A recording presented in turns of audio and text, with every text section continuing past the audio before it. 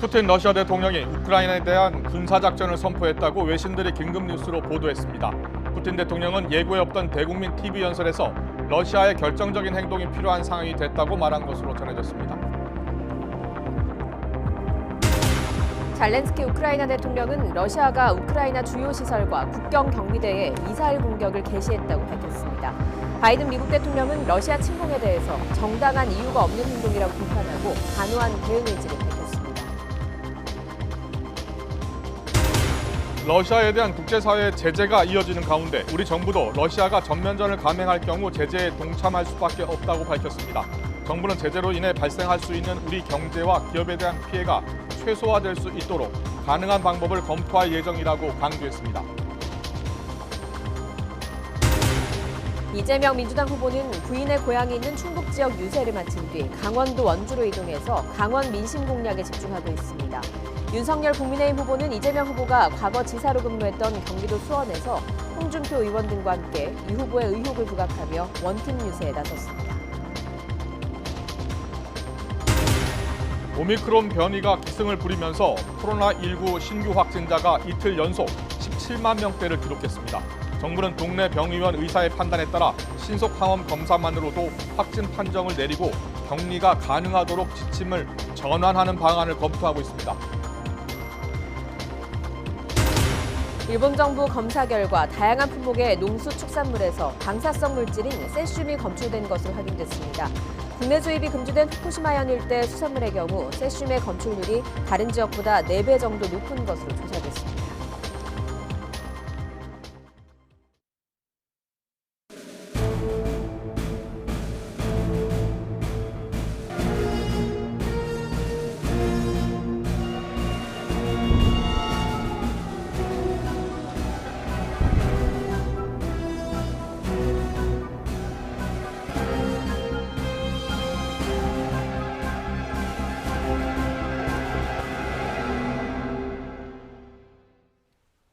시청자 여러분 안녕하십니까? 가장 빠른 종합 뉴스 뉴스큐 시작합니다. 네, 오늘 뉴스큐는 이 러시아의 우크라이나 군사작전 소식을 부분 뉴스 특보로 자세히 전해드리겠습니다. 외교적 해법 가능성을 열어놨지만 푸틴 대통령은 결국 군사작전을 선언했습니다.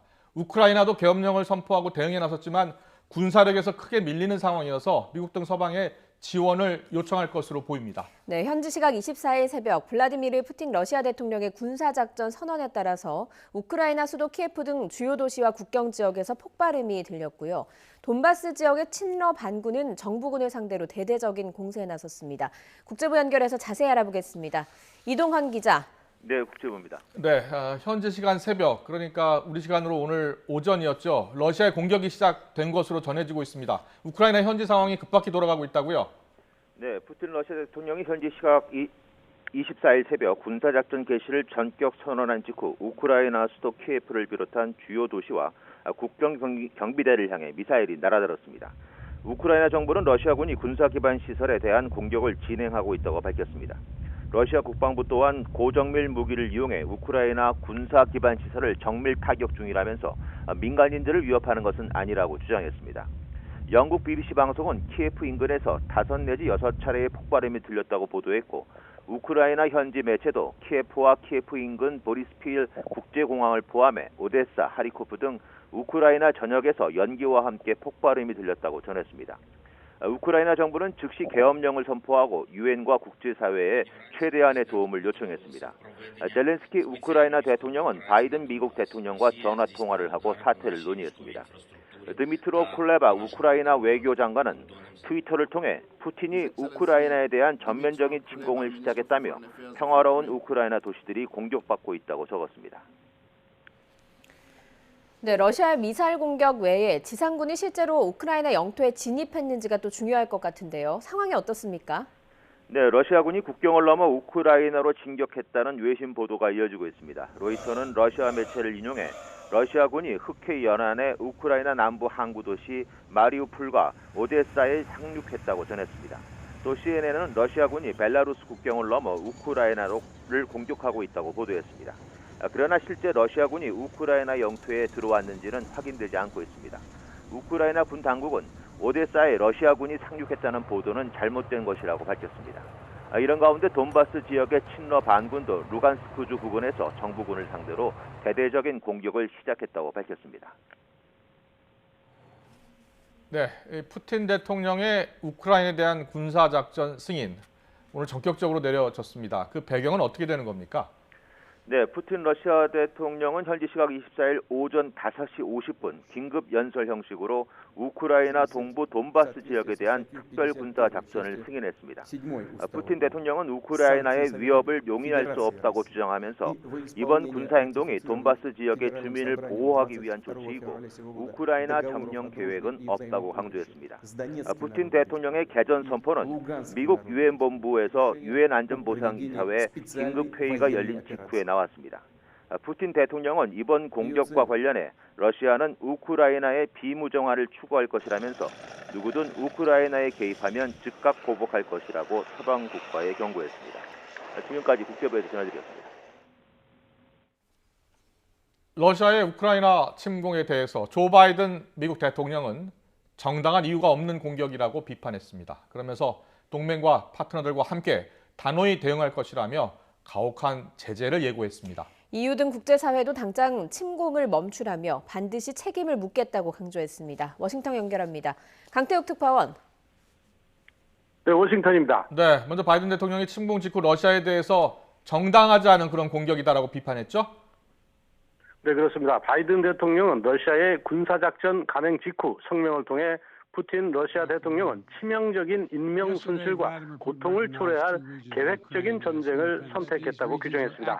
그러면서 러시아만이 이 공격이 가져올 죽음과 파괴에 대해 책임이 있다면서 미국과 동맹과 파트너들은 단결해서 단호히 대응할 것이라고 강조했습니다. 또 전 세계가 집단으로 러시아에 가혹한 제재를 부과해 책임을 물을 것이라고도 말했습니다. 바이든 대통령은 이곳 시각으로 24일 오전에 주요 7개국 정상들과 화상회담이 있는데요. 미국과 동맹과 파트너들이 러시아에 가할 제재 등 추가적인 결과를 발표하겠다고 예고했습니다. 바이든 대통령은 또 침공 개시 직후 볼로디미르 젤렌스키 우크라이나 대통령과 전화통화했는데요. 우크라이나와 국민을 계속 지지하고 지원하겠다고 밝혔습니다. 네, 미국은 앞서서 러시아가 곧 침공을 본격화할 것이라고 경고한 바가 있는데요. 경고대로 일이 벌어졌죠. 네, 그렇습니다. 지금 이곳 시각이 24일 새벽 2시를 넘었는데요. 토니 블링컨 미국 국무부 장관은 어제 MBC 방송에 출연해 침공이 임박했다고 경고했습니다. 구체적으로 러시아가 오늘 밤 안에 우크라이나를 전면 침공할 수도 있다고 말했는데요. 예상대로 일이 벌어진 셈입니다. 앞서 국방부 당국자도 이 같은 움직임에 대해 예상했는데요. 15만 명 이상의 러시아군이 우크라이나와 국경을 맞댄 러시아, 벨라루스 접경 지대에 배치돼 있다고 추산하면서 명령만 받으면 전면적으로 침공할 모든 준비를 마쳤다고 밝혔습니다. 특히 이들 부대의 약 80%는 우크라이나 국경에서 5에서 50km 내에 배치된 채로 진격 태세를 갖췄다고 설명했습니다. 국무부와 국방부 대변인도 브리핑을 통해 같은 취지의 내용을 경고하기도 했습니다. 네, 그리고 EU를 비롯해서 국제사회의 반응은 어떻게 나오고 있습니까? 네, 강한 규탄과 함께 당장 공격을 멈추라는 비난이 쇄도하고 있습니다. 나토 사무총장은 즉각 성명을 내고 러시아가 우크라이나에 무모하고 부당한 공격을 감행했다며 강력히 규탄하고 수많은 민간인 목숨을 위험에 빠뜨렸다고 비난했습니다. 이어 러시아의 행위는 국제법을 심각하게 위반한 것이라며 군사행동을 즉각 멈추고 우크라이나의 주권과 영토 보존을 존중하라고 촉구했습니다. EU 집행위원장도 트위터를 통해 러시아의 공격은 정당하지 않다며 이에 대한 책임을 물을 것이라고 경고했습니다. 지금까지 워싱턴에서 YTN 강태욱입니다. 중국은 그동안 러시아를 지지하면서도 우크라이나의 주권은 존중해야 한다는 애매한 입장을 취해왔습니다. 러시아의 무력 침공 개시를 계기로 중국의 입장이 바뀔지 관심입니다. 베이징 연결합니다. 강성웅 특파원. 네, 베이징입니다. 네, 중국 정부의 공식 입장 아직 나오지 않았습니까? 네, 아직 나오지 않았는데요. 잠시 뒤에 그 화추닝 중국 외교부 대변인이 뭔가 발표할 것 같습니다. 잠시 뒤면 나올 것 같은데 아직은 나오지 않았고요. 중국은 그동안 이 러시아의 안보 우려가 해결돼야 한다면서도 이 우크라이나의 주권은 존중돼야 한다. 이렇게 양쪽 입장을 다 어떻게 지지하는 이런 애매한 상황을 보여왔습니다. 이번 사태에 적극 개입하지 않으면서 대화와 협상을 통해서 이걸 해결하라 이런 입장이었습니다. 그런데 대화와 협상을 통해서 해결하자는 것은 사실 어떻게 보면 전쟁에는 반대한다는 이런 의미가 담겨 있다고 볼 수가 있습니다. 기본적으로는 우크라이나 사태가 이렇게 무력 충돌로 가는 것은 중국에도 이익이 되지 않는다 이런 입장을 갖고 있는 것 같습니다. 네, 이런 상황에서 러시아가 군사작전을 개시했습니다. 그렇다면 중국의 입장이 달라지겠습니까? 네, 그게 가장 관심인데요. 러시아를 지지하는 입장이 완전히 바뀌지는 않더라도 조금 달라질 여지는 있다고 봅니다. 중국은 지난 4일 올림픽 개막일에 시진핑 주석과 푸틴 대통령이 이곳 베이징에서 직접 대면 정상회담을 했습니다. 이때까지만 해도 우크라이나 문제에서 러시아를 강력히 지지하는 입장을 보여왔습니다. 물론 외교적인 지지 입장입니다. 그리고 나토의 확장이 문제의 원인이다. 이렇게 미국을 비난하기도 했습니다. 하지만 러시아의 이 우크라이나에 대한 공격 조짐이 조금씩 구체화되면서 우크라이나 편을 드는 다른 목소리가 이 중국 내에서 나오기 시작했습니다. 주로 중국 외교부의 어떤 공식 입장이 조금씩 변화된 것을 느낄 수가 있는데요. 특히 푸틴 대통령이 우크라이나 돈바스 지역에서 두 개의 공화국에 대한 독립을 일방적으로 선포를 하자 이때 조금 달라졌습니다. 중국은 각국의 주권과 영토 보전 이것이 존중돼야 한다라고 밝혔습니다. 이것은 유엔 헌장에 나와 있는 내용이고 이것을 중국은 일관되게 지지해왔다는 입장입니다. 그러니까 조금은 우크라이나 쪽을 배려하는 그런 입장이 되겠습니다. 그런데 오늘 러시아가 이제 실제로 우크라이나를 무력으로 침공했기 때문에 중국도 지금까지와는 조금 다른 입장이 또 나올 여지가 있다 이렇게 판단이 됩니다. 네, 중국 입장에서는 미중 갈등 속에서 그동안 러시아와 높은 수준의 협력을 해왔었는데요. 우크라이나 사태를 계기로 이런 기조에도 변화가 있을까요?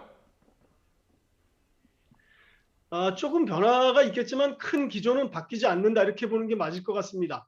이 사태의 전개를 조금 더 지켜봐야 되겠지만은 중국이 미중 갈등 속에서 러시아와 협력한다는 이 큰 전략에는 변화가 없지 않을까 이렇게 전망이 됩니다. 앞서 중국 관영 CCTV 보도를 잠깐 보면요. 오늘 낮에 이 푸틴 대통령의 군사행동 개시 보도가 나오자 CCTV가 이렇게 보도를 했습니다. 러시아는 돈바스 지역에 대해서 군사행동에 나선다라고 하는 겁니다. 이 돈바스 지역은 아시다시피 러시아의 푸틴 대통령이 일방적으로 독립을 선언한 곳입니다. 그러니까 여전히 국제사회에서는 우크라이나 영토라고 판단을 하고 있는데 러시아는 이것을 우크라이나 영토가 아니라고 보는 겁니다. 그런데 CCTV가 중국 정부가 운영하는 이 매체는 중국 정부가 운영하는 매체인 이 CCTV는 이것을 러시아의 주장을 있는 그대로 보도하는 그런 태도를 보였습니다. 사실 돈바스를 공격하는 것이 아니라 우크라이나를 침공하는 건데 이 중국 관영 매체는 러시아의 입장을 이렇게 전해주는 그런 태도를 보였다는 겁니다. 아울러 중국은 서방 국가의 러시아에 대한 각종 제재에도 강력히 반대한다는 입장을 어제 분명히 밝혔습니다. 미국과 대립하는 과정에서 중국과 러시아의 경제와 에너지 그리고 군사 협력이 높은 수준으로 올라왔고 당분간은 이 협력을 유지하겠다는 그런 계산을 하고 있는 걸로 보입니다. 그리고 조금 전에 들어온 소식을 보면요. 우크라이나 주재 중국 대사관에서 공지를 내놨는데 아직 업무를 하고 있고 또 현지 중국인들에게도 어떤 대피령을 내리는 것이 아니라 안전에 주의하라 이런 안내를 하고 있습니다. 교민들에게 특히 외출 자제를 당부하면서 부득이 외출을 할 때는 중국의 국기, 중국의 오성홍기를 차에다 반드시 달고 다녀라 이런 당부를 했습니다. 그만큼 이번 사태를 예의주시하면서 양국을 자극하지 않고 상황에 따라서 탄력적인 대응을 하겠다 이런 전략으로 보입니다. 지금까지 베이징에서 YTN 강성웅입니다. 네, 러시아의 우크라이나 군사작전 개시 소식 뉴스톡보로 계속 전해드리고 있습니다. 우크라이나를 둘러싼 긴장감이 고조된 상황에서 우리 정부도 향후 대응 입장을 밝혔습니다. 러시아가 전면전을 감행할 경우 대러 수출 통제 등 제재에 동참하겠다고 했습니다. 취재기자 연결합니다. 한현희 기자. 네, 외교부입니다. 네, 우리 정부도 국제사회 대러시아 제재에 동참하겠다라는 입장을 밝혔다고요? 네, 그렇습니다. 우크라이나 사태를 두고 신중한 입장을 보여왔던 우리 정부가 처음으로 국제사회의 제재에 동참하겠다는 의사를 밝혔습니다. 앞서 외교부 당국자는 오늘 오전 문자를 통해 현재 미국 등 우방국들과 우크라이나 사태와 관련한 대응 방안을 긴밀히 협의하고 있고 국제사회의 거듭된 경고에도 불구하고 러시아가 어떠한 형태로든 전면전을 감행할 경우 우리 정부로서도 대러, 수출 통제 등 제재에 동참할 수밖에 없다고 분명히 밝힌다. 이렇게 전했습니다. 또 이런 조치로 인해서 발생할 수 있는 우리 경제와 기업에 대한 피해가 최소화될 수 있도록 가능한 방법을 검토하고 또 지원해 나갈 예정이라고 강조했는데요. 이게 오늘 오전까지의 상황이고요. 지금 외신을 통해서 전해져 오는 소식 등을 보면 러시아가 전쟁을 시작한 것으로 보인다는 평가가 많은데 아직 이후의 상황 변동을 우리 정부가 어떻게 판단하고 있는지에 대해서는 굉장히 신중한 입장입니다. 현재로서는 우크라이나 상황을 시시각각 예의주시하고 있다. 이렇게만 밝혔는데요. 자체의 정보 판단과 더불어서 미국 등 우방국과의 소통에 따른 판단도 포함해야 하는 만큼 현재 우크라이나 상황을 어떻게 봐야 할지는 더 논의가 필요하다는 겁니다. 긴박하게 돌아가는 상황에 대응해서 관련 논의가 이어지고 있는 만큼 전면전 여부를 제재 동참 조건으로 내건 우리 정부 입장도 조만간 다시 구체화될 것으로 관측됩니다. 지금까지 통일외교안보부에서 전해드렸습니다. 네, 러시아의 사실상 우크라이나 침공으로 긴장감이 높아지면서 우리 주식시장도 크게 하락했습니다. 코스피 지수가 2.6% 급락했습니다. 안전자산인 달러에 수요가 몰리면서 원달러 환율은 1,200원대를 돌파했습니다. 원자재 수급난 등이 우려되는 만큼 기업들의 비상도 걸렸습니다. 취재기자 연결합니다. 강희경 기자. 네, 경제부입니다. 네, 코스피가 2% 넘게 떨어졌다고요? 네, 코스피는 2,648.8의 장을 마쳤습니다. 어제보다 70.73포인트, 2.6% 떨어진 수치입니다.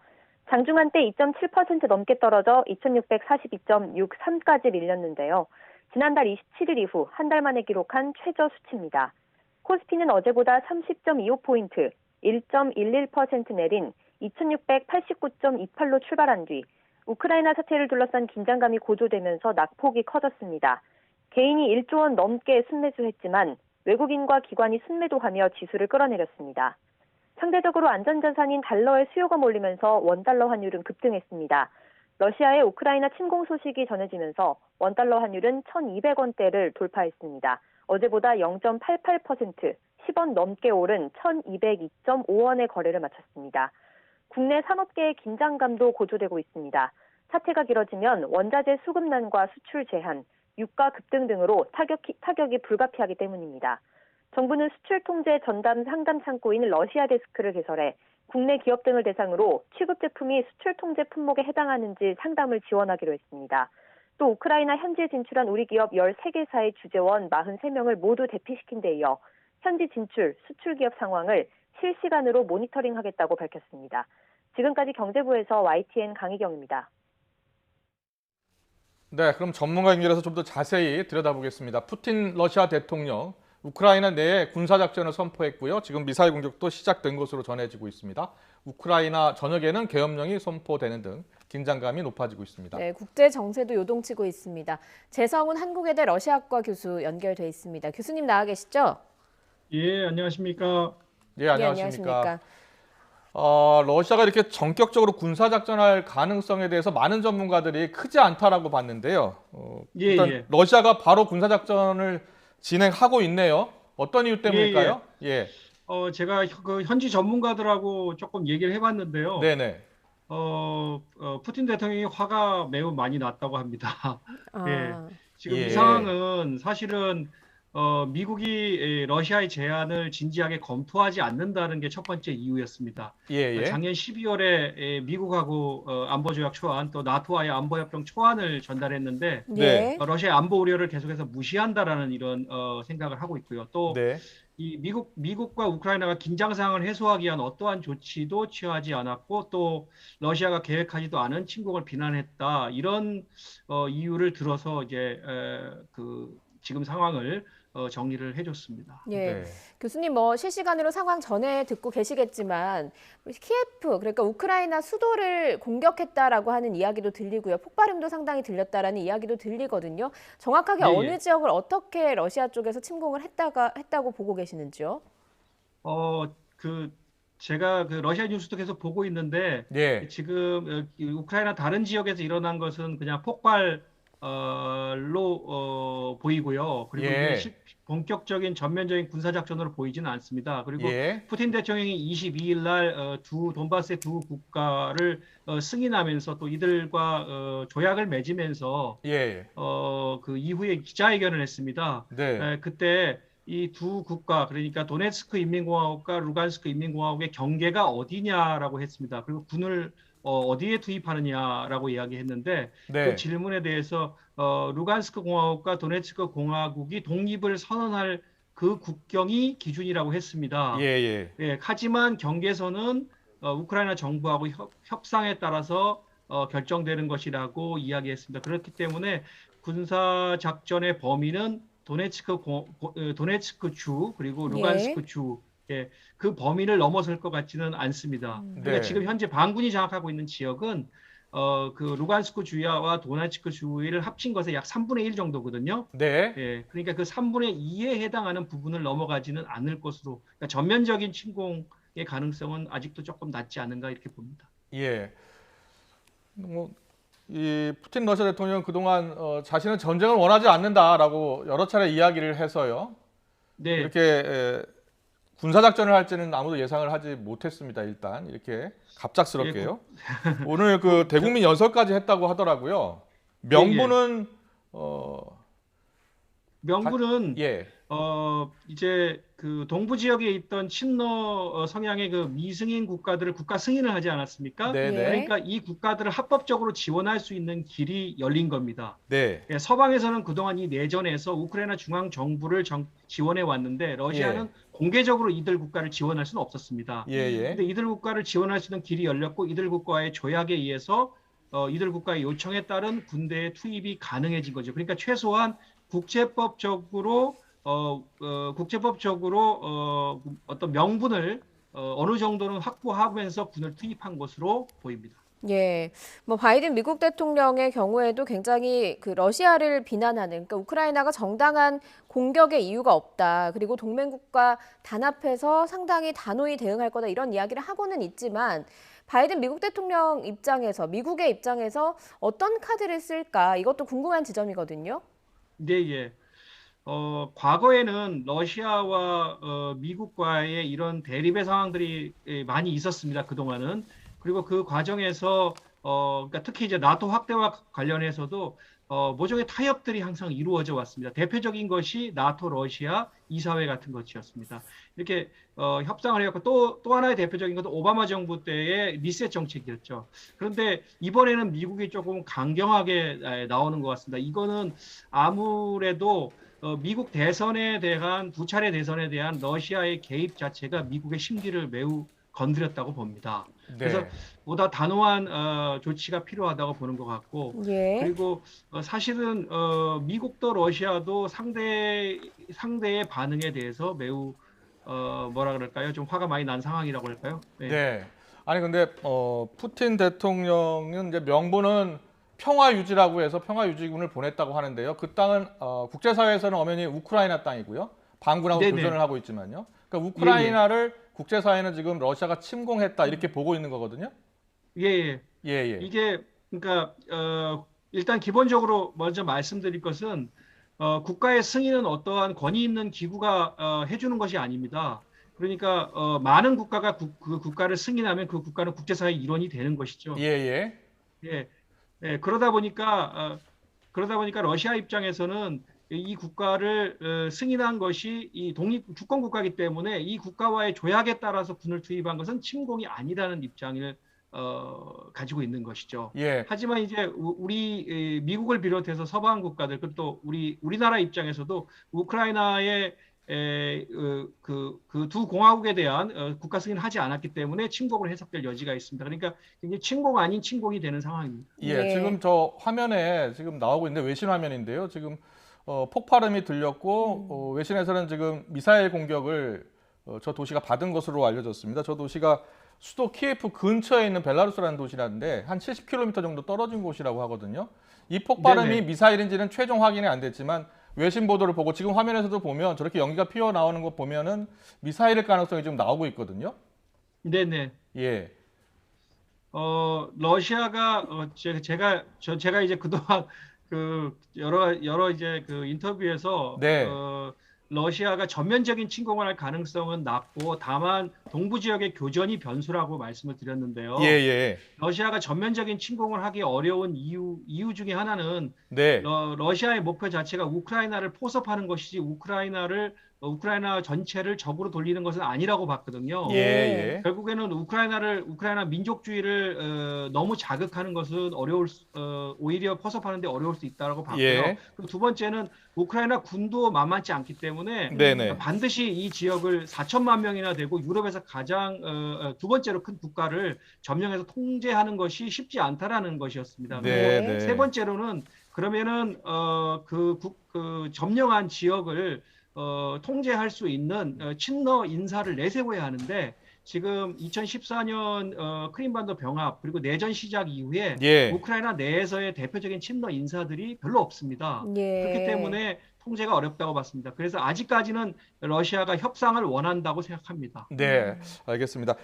교수님 잠시만요. 저희가 특파원이 지금 폴란드의 접경 지역입니다. 우크라이나하고 접경 지역에 나가 있는데요. 예. 이승윤 기자를 연결해서 그곳 상황을 좀 듣고 좀 더 이야기 네. 나눠보겠습니다. 예. 자, 네네. 푸틴 대통령이 이제 우크라이나 내 군사작전 개시에 들어가면서 그 지역 주변, 우크라이나 주변도 긴장감이 고조되고 있습니다. 예, 우크라이나 주민을 보호한다는 게 러시아가 내세운 군사작전 목표지만 세계가 강력히 비판하고 있고요. 그리고 우크라이나 피난민이 모이고 있는 국경도시 폴란드 국경 검문소에 우리 취재기자가 나가 있습니다. 이승윤 특파원 연결합니다. 이승윤 특파원. 네, 우크라이나 폴란드 접경 지역인 데메디카 검문소에 나와 있습니다. 네.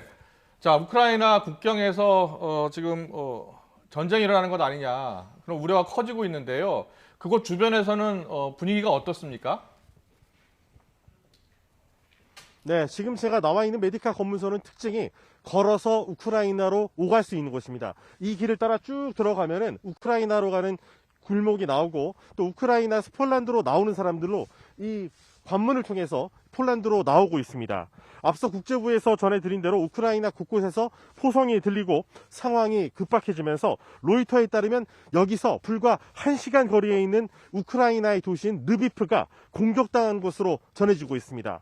이처럼 긴장이 고조되면서 폴란드 국경에는 이 우크라이나에서 내려오는 차량들이 크게 증가하고 있습니다. 육로를 통해서 도보로 내려오는 인원도 제법 많이 눈에 띄고 있는데요. 가족 단위의 피난민도 눈에 띄었습니다. 다들 근심 어린 어두운 표정에 취재진의 인터뷰 요청에도 언급을 삼가는 모습이었습니다. 다만 몇몇 피난민들은 푸틴에 맞서서 우크라이나를 서방 국가들이 지켜줘야 한다고 목소리를 높이기도 했고요. 일부는 가족이 걱정된다며 오히려 폴란드에서 우크라이나로 향하기도 했습니다.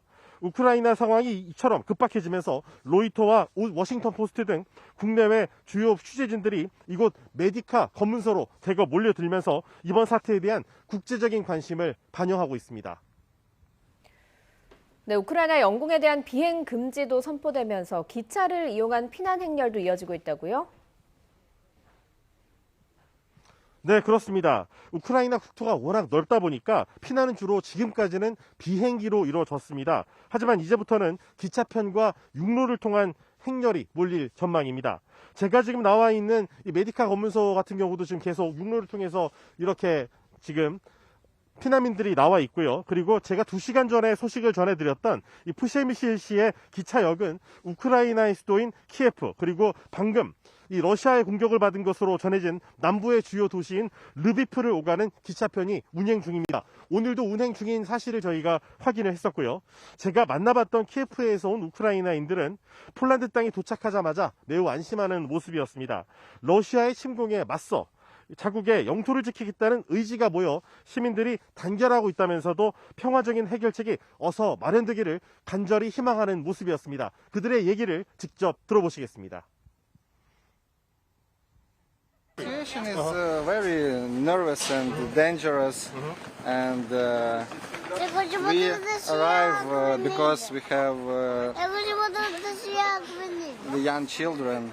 Assemble and fight against Russia. So what do you think? You're ready for that? I think everybody's ready. So my father not scary, my mother is very scary. 네, 피난민들의 모습까지 봤는데요. 우리 교민 상황도 걱정입니다. 자, 육로로 우크라이나에서 폴란드로 올 경우에 입국 절차는 좀 간소화됐습니까? 네, 그렇습니다. 현재 우리 교민 60여 명이 우크라이나 현지에 남아있는 상태고요. 현지에 진출한 국내 기업 13곳의 주재원 43명은 이미 대피를 마친 상태입니다. 외교부는 잔류 교민들에게 이 만일의 사태가 발생하면 이 비교적 안전한 서부 지역으로 이 지금 폴란드 우크라이나 국경 근처로 이동할 준비를 하라고 긴급 공지를 띄웠습니다. 현재 우크라이나 주재 러시아 대사관과 영사관 직원 전원이 우크라이나를 급히 떠났고 일부 국가의 대사관 직원들도 업무를 급히 중단하고 키예프를 떠났습니다. 프랑스와 스페인도 우크라이나에 있는 자국민들에게 즉시 출국을 권고했습니다. 주 폴란드 우리 대사관은 상황이 긴박해졌을 때 국민의 빠른 피난을 위해 폴란드 국경 수비대를 방문해 협조를 요청했고 여권과 코로나 백신 접종 증명서, 음성 확인서 등 3가지 서류만 있으면 우리 국민이 육로로 국경을 넘을 수 있도록 조치가 이루어졌습니다. 임훈민 주 폴란드 대사는 동부 지역의 혼란상이 아직 우크라이나 내 다른 지역으로 빠르게 전파되지는 않았지만은 수도 키예프가 공격을 받으면 서부 폴란드 국경으로 피난민이 대거 몰릴 것으로 예상했습니다. 대사관은 우리 국민이 국경을 넘을 때 문제가 생기면 프셰미실 주재 임시사무소에서 즉시 출동하기로 했고 피난민의 숙소도 마련했다고 설명했습니다. 직접 들어보시죠. 행선지 이런 것들을 정하지 못하고 급히 대피하시게 되는 경우에는 저희가 지금 우리 한국 교민들이 그동안 한국 기업들이 많이 거주하고 있는 브로츠와프라는 그 시내에 그 대규모 한인 민박 시설을 운영하고 있습니다. 주 폴란드 대사관은 또 국경에서 이 피난민 수용 시설이 있는 폴란드 브로츠와프로 가는 버스편도 준비했다고 밝혔습니다. 방금 들어온 소식 2가지 전해드리겠습니다. 주 폴란드 한국 대사관에서 저희에게 전해온 소식인데요. 2월 초부터 2월 13일까지 메디카로 우리 국민 5명이 입국을 했고요. 이후에 2월 16일에 코르초바 폴란드 국경 검문소를 통해서 또 1명이 입국을 했다고 합니다. 지금까지 총 6명이 육로를 통해서 우리 국민이 우크라이나에서 폴란드로 넘어왔다는 사실을 전해드리고요. 두 번째로는 이 폴란드 로트 항공사가 오늘부터 우크라이나 운행을 잠정 중단했습니다. 지금까지 우크라이나 폴란드 국경에서 YTN 이승윤입니다. 네, 지금 우크라이나 상황 계속해서 뉴스 특보로 전해드리고 있습니다. 러시아가 오늘 새벽, 그러니까 우리 시간으로 오늘 낮이었습니다. 우크라이나의 군사작전을 전격적으로 재개했습니다. 그리고 곳곳에서 폭발음이 들리고 미사일을 발사했다라는 지금 소식도 외신을 통해서 전해지고 있습니다. 이와 관련해서 문재인 대통령이 러시아의 우크라이나 침공과 관련해 무력 사용은 어떤 경우에도 정당화될 수 없다고 비판했습니다. 네, 또 평화적인 해결을 위한 국제사회의 노력에 동참하겠다는 뜻을 분명히 했는데요. 박수영 청와대 국민소통수석의 브리핑 내용 직접 들어보고 오겠습니다. 문재인 대통령은 오늘 오후 우크라이나 사태에 대한 국가안보실장의 보고를 받고 다음과 같이 지시하였습니다. 국제사회의 계속된 경고와 외교를 통한 해결 노력에도 불구하고 유감스럽게도 우크라이나에서 우려하던 무력 침공이 발생하였다. 무고한 인명피해를 야기하는 무력 사용은 어떠한 경우에도 정당화될 수 없다. 우크라이나의 주권, 영토 보전 및 독립은 반드시 보장되어야 한다. 국가 간의 어떠한 갈등도 전쟁이 아닌 대화와 협상으로 해결되어야 한다. 대한민국은 국제사회의 책임 있는 일원으로서 무력 침공을 억제하고 사태를 평화적으로 해결하기 위해 경제 제재를 포함한 국제사회의 노력에 지지를 보내며 이에 동참해 나갈 것이다. 정부 관련 부처들은 긴장 상태를 유지하며 우리 재외 국민 안전 확보와 경제 및 기업에 대한 영향을 최소화하기 위한 만반의 대비를 갖추고 필요한 조치를 취하기 바란다. 이상입니다. 네, 앞서 이승윤 특파원이 폴란드 접경 지역, 우크라이나 접경 지역에서 소식 전해드렸는데요. 들으신 것처럼 우크라이나 국민들이 근처 나라로 지금 피난을 하고 있는 상황입니다. 재성훈 교수 앞서 계속 연결하면서 전문가로부터 현지 상황, 앞으로 전망을 듣고 있는데요. 재 교수님, 예, 조 교수님 몇 가지 더 여쭤보겠습니다. 푸틴 대통령이 오늘 대국민 연설하면서 상당히 강경한 입장을 밝히더라고요. 외국이 간섭할 경우에 러시아가 즉각 보복할 것이다. 한 번도 본 적 없는 결과로 이어질 것이다. 이렇게 경고를 했습니다. 수위가 꽤 높은 것 아닙니까? 제가 앞서도 조금 말씀드렸는데요. 네. 제가 가능한 현지의 그 전문가들하고 좀 얘기를 해봤습니다. 예. 근데 푸틴 대통령이 작년 12월에 전달한, 그러니까 그 미국하고 나토와의 그 안보 조약에 관한 내용에 대한 답이 매우 마음에 들지 않았던 것 같습니다. 그러니까 그 러시아의 요구를 무시한다라고 생각하고 있다고 합니다. 그리고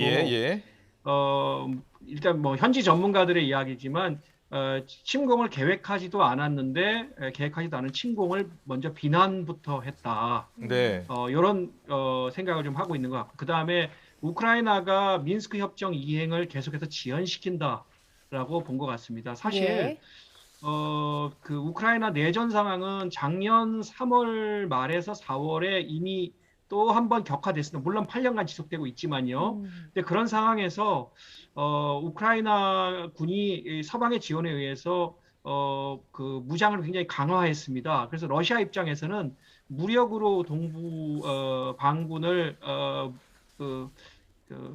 내전을 종식시키려는 계획을 우크라이나 정부가 세우고 있다라는 확신을 가졌던 것 같습니다. 그래서 이렇게 전격적인 국가 승인과 군 투입이 이루어졌던 것 같습니다. 예, 뭐 방금 계속해서 설명을 해주셨지만 푸틴 대통령이 자신들의 요구가 무시당하는 것 같아서 상당히 화가 나 있는 상황이라고 현지 분위기를 파악을 하셨다라고 얘기를 하셨는데, 그렇다면 네네. 이게 미국과 어떻습니까? 좀 단판을 짓는다거나 혹은 전면전으로 간다거나 이런 상황에서 어떤 선택을 하게 될 것으로 예상을 하고 계시는지요? 네, 일단은 미국이 전면전을 할 의사는 없는 것으로 지금 현재 보이거든요. 경제 제재를 하고 우크라이나에 대한 지원을 통해서 이 문제를 해결하려고 하는 것 같은데, 사실 그 제가 예전에도 좀 몇 번 말씀드린 것 같은데, 사실 그 미국하고 러시아 간의 담판 이외에는 이 문제를 풀 가능성은 없습니다. 왜냐하면 나토의 확대 자체를 그 우크라이나 정부 단독으로 결정할 수는 없는, 우크라이나가 할 수 있는 상황은 나토 가입을 안 하겠다는 것밖에 없는데, 이건 젤렌스키 정부에게 굉장히 그 타격을 주는 것이기 때문에 쉽지 않을 것 같습니다. 네. 앞서서 이제 유럽에서는 어떻게 하든지 외교적으로 풀어보려고요. 마크롱 대통령이 바이든 대통령과 푸틴 대통령의 정상회담을 추진했었고요. 미국과 러시아 외교 장관 회담도 추진했었는데 모두 무산됐잖아요. 그 무산의 배경은 뭐라고 보세요? 결국에는 푸틴 대통령은 이것을 이제 일종의 그 권한이 없는 사람들의 중재 노력이라고 본 것 같고요. 미국에서 즉각적인 반응이 좀 약했던 것 같습니다. 그리고 사실은 이런 과정에서는 공개적인 협상들보다도 이 물밑에서 협상들이 굉장히 치열하게 이루어지거든요. 근데 아마도 이것이 부재했던 것 같습니다. 현재 상황에서는. 이번 우크라이나 사태를 두고서요, 러시아가 지난 2014년에 크림반도 합병 때와 좀 비슷한 것 아니냐 이렇게 이야기를 많이 하고요. 그 당시 때도 크림반도 합병하고 또 유럽, 미국의 제재가 있었고, 그러면서 이 군사적인 긴장 상태가 좀 오래 지속됐잖아요. 그래서 이번 사태도 길어지는 것 아니냐 이런 우려가 있습니다. 어떻게 보세요? 저는 상황은 장기화될 가능성이 굉장히 높다고 생각하고요. 근데 러시아가 영토가 부족한 나라는 아니지 않습니까? 그래서 영토에 대한 욕심보다는 국경 주변에서 군사적 시위를 통해서 나토의 확대를 저지하고 우크라이나의 나토 가입을 저지하려는 시도를 했던 것이고요. 그리고 이제 전선을 우크라이나 내로 옮긴 것으로 보입니다. 병합을 할 경우에는 영토적 야심이 부각될 수 있기 때문에 선택하지 않을 것 같다고 제가 조심스럽게 전망을 하고, 이미 두 공화국과 22일에 맺은 조약만으로도 군 투입이 가능한 상황이거든요. 모든 작전이 가능한 상황이기 때문에 그렇습니다. 근데 저는 22일을 그러니까 두 공화국을 승인한 22일을 계기로 해서 예. 러시아의 행동이 굉장히 예측하기 어려운 상황으로 접어들었다고 또 다른 국면으로 접어들었다고 보입니다. 예, 예측하기 어려운 상황, 또 다른 국면으로 접어든 상황이다라고 평가를 해주셨습니다만 지금 뭐 서방에서 내밀고 있는 카드들은 전부 경제 제재와 관련한 카드가 많거든요. 이런 네네. 제재 자체가 푸틴 대통령의 그 화가 난 심리를 좀 막을 수 있을 것인지, 실제로 이런 침공을 막을 수 있을 것인지 실효성이 있는지 궁금한 부분이 있습니다. 설명을 좀 해주시죠. 예. 러시아가 사실은 제재를 무서워했다면 군사적 시위에 그쳤을 것입니다. 이 군사적 시위는 사실 작년 3월 말에서 4월에도 한 번 있었거든요. 그런데 이제 이번에 포면화된 것은 작년 11월부터 이제 이 위기가 시작된 것이죠. 두 공화국을 국가 승인하고 또 조약을 체결하고 군사력을 투입하고 이런 것이 침공으로 규정돼서 제재로 이어질 수 있다는 것은 이미 충분히 인식했을 겁니다. 근데 이제 러시아의 현지에 있는 그 전문가들하고 얘기를 해보면 러시아는 지난 100년간 제재가 없었던 시기가 20-30년에 불과하다고 얘기합니다. 예. 그리고 제재에 대한 충분한 내성이 길러졌다라고 이렇게 이야기합니다.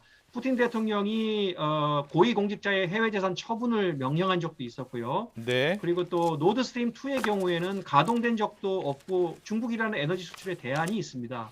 그리고 오히려 유럽 같은 경우에는 메드베데프 전 대통령이자 국가안보회 부의장이 유럽이 매우 높은 가격에 이제 가스를 사야 하는 멋진 신세계에 진입하게 될 것이라고 비아냥대기까지 했습니다. 네네. 그래서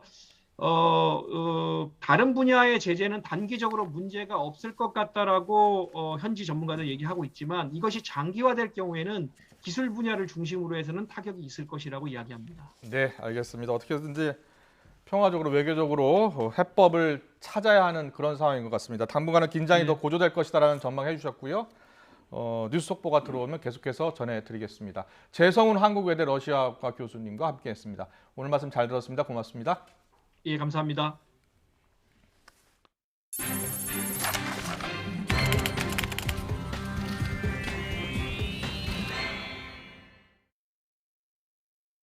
네, 러시아의 우크라이나 군사 작전 소식을 뉴스특보로 전해드렸는데요. 잠시 정치권 뉴스를 전해드린 다음에 국제부 취재기자와 함께 우크라이나 사태 좀 더 자세히 전해드리겠습니다. 정치권 소식 알아보겠습니다.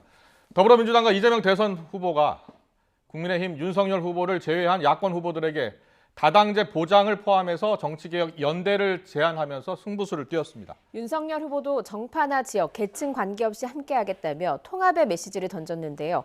국민의당 안철수 후보와 단일화 논의를 다시 시작할지는 불투명합니다. 국회 취재기자 연결합니다. 조성호 기자.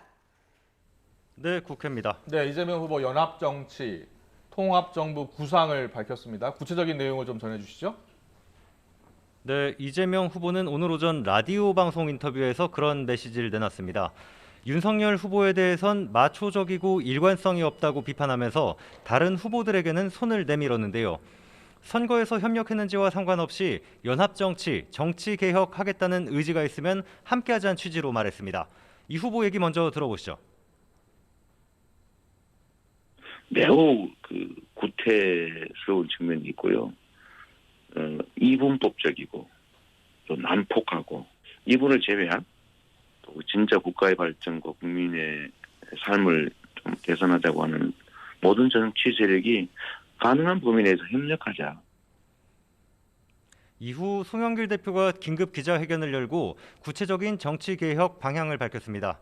내용을 보면 연동형 권역별 비례대표제를 도입하는 선거제도 개혁과 함께 대통령 4년 중임제, 대선 결선 투표제를 위한 헌법 개정 등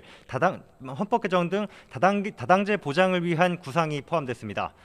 야권 단일화 결렬 이후에 상승세를 탄 민주당과 이 후보가 국민의힘의 세대 포위론에 대응할 통합 포위론으로 승부수를 띄운 거로 보입니다. 이 후보는 중원 공략을 이어갔습니다. 부인 김혜경 씨의 아버지, 그러니까 장인의 고향인 충북 충주에서 환대받고 큰절을 올리며 화답했습니다. 처가댁에 사드 같은 것은 절대 두지 않겠다며 윤 후보의 안보관을 비판했고요. 이어 원주에서 강원도를 평화특별자치도로 지정하겠다는 내용을 포함한 지역 공약을 강조하면서 강원도민들의 지지를 호소했습니다. 윤석열 후보는 안철수 후보와 단일화 결렬을 여파를 최소화하는 데 주력하는 모습이라고요. 네, 윤석열 후보는 오전에 여야 전직 국회 원로들의 지지 선언에 참석하면서 지지세를 과시했습니다. 박관용, 김영호 전 국회의장 등 보수 원로들의 박주선 전 부의장, 김한길 전 의원 등 윤 후보를 돕는 민주당 출신 원로들도 참석했습니다. 이 자리에서 단일화 논의에서 멀어진 안철수 후보를 의식한 듯 통합을 강조하는 메시지를 내놨습니다. 윤 후보 얘기 들어보시죠.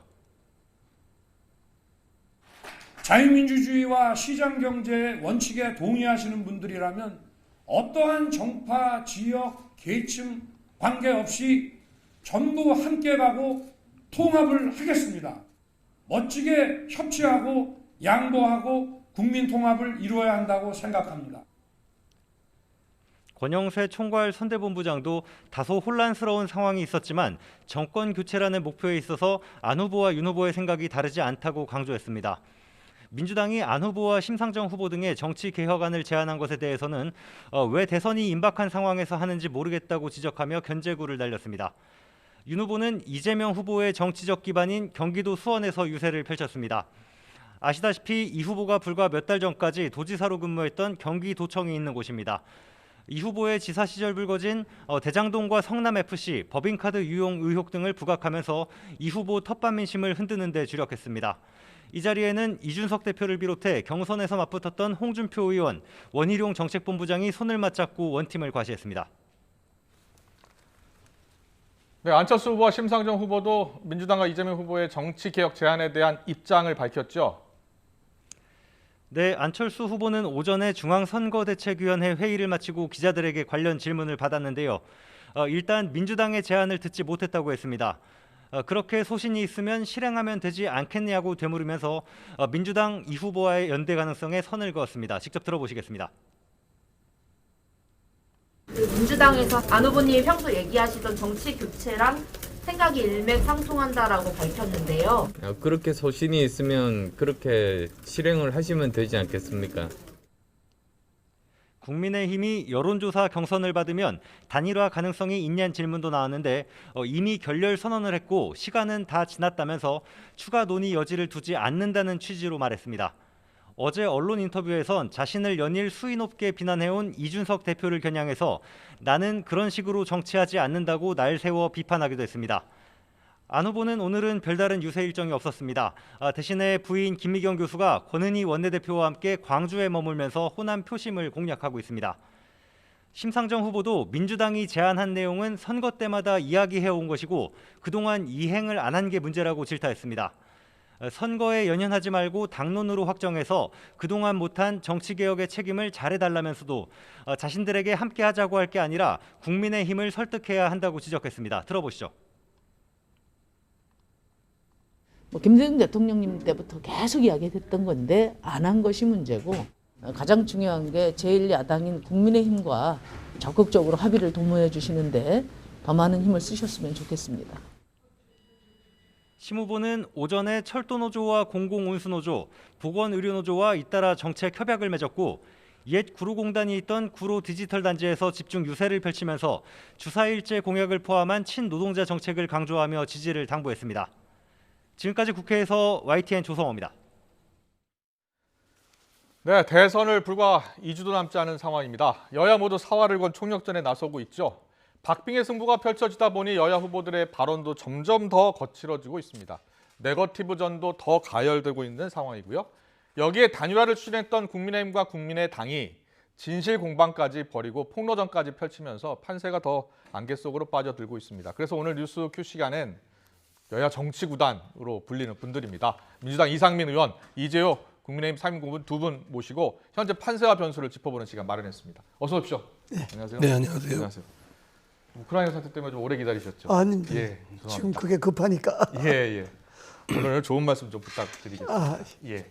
먼저 두 분께 지금 여론조사에서 나타난 민심을 어떻게 읽고 계신지 좀 듣고 싶은데요.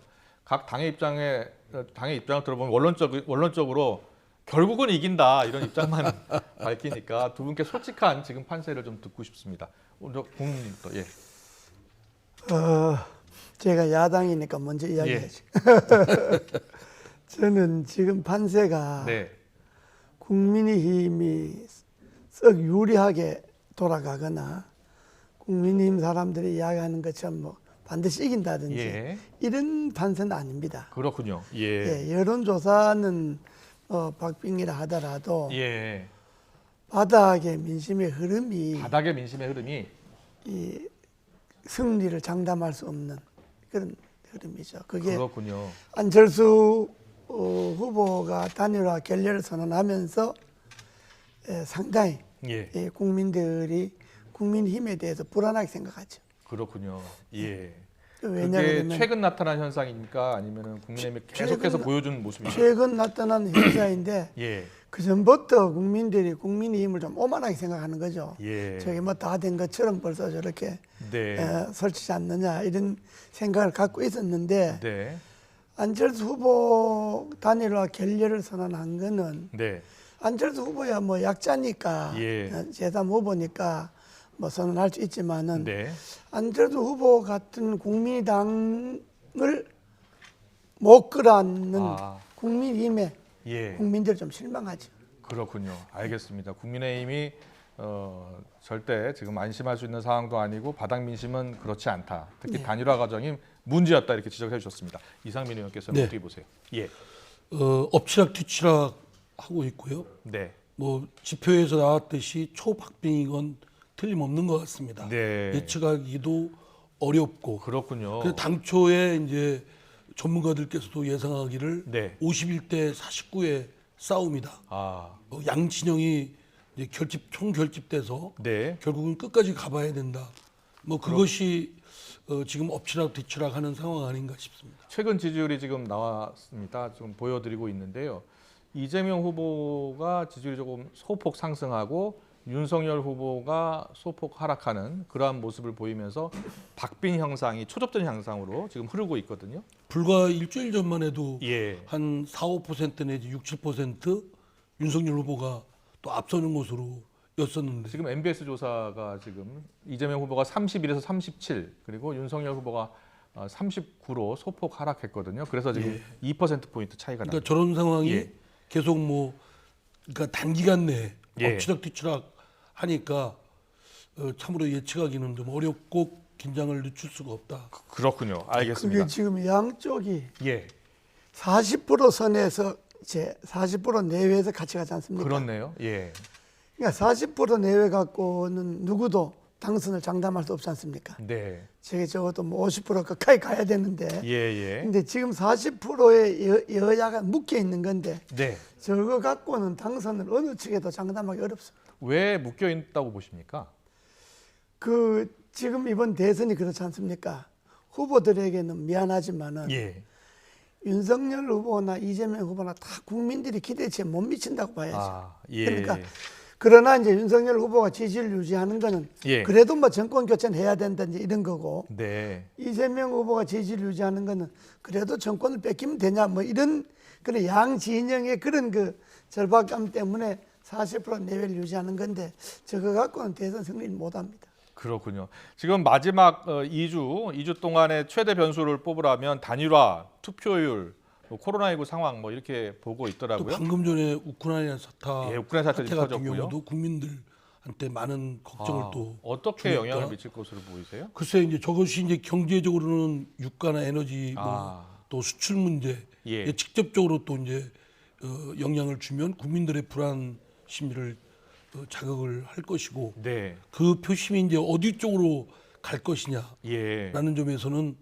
그것 또한 예측하기도 쉽지 않는 상황 같습니다. 그렇군요. 우크라이나 사태까지 아마 선거에 영향을 미칠 수밖에 없을 것이다라고 이렇게 분석을 해주셨습니다. 그래도 많은 전문가들은 여전히 단일화를 큰 변수로 생각하고 있습니다. 단일화가 무산됐다라는 분도 있지만 아직도 살아있다라고 보는 분들도 있어서요. 최근 있었던 단일화 과정을 좀 정리했습니다. 강영원 앵커가 단일화 처음 제안부터 최근 공방까지 정리했습니다. 직접 보고 오겠습니다. 네, 들으신 것처럼 야권 단일화 협상 결렬 후폭풍이 13일밖에 남지 않은 대선을 뜨겁게 달구고 있습니다. 국민의힘과 국민의당 핵심 인사들이 당시 단일화 물밑 협상 과정에서 논의했던 내용까지 폭로를 하면서 서로에게 책임을 묻고 있는 겁니다. 단일화 제안부터 결렬, 책임 공방까지 정리해 보겠습니다. 네, 지난 13일이었죠. 대선 후보 등록 당일 국민의당 안철수 후보가 국민의힘 윤석열 후보에게 여론조사 경선 방식의 야권 후보 단일화를 제안했습니다.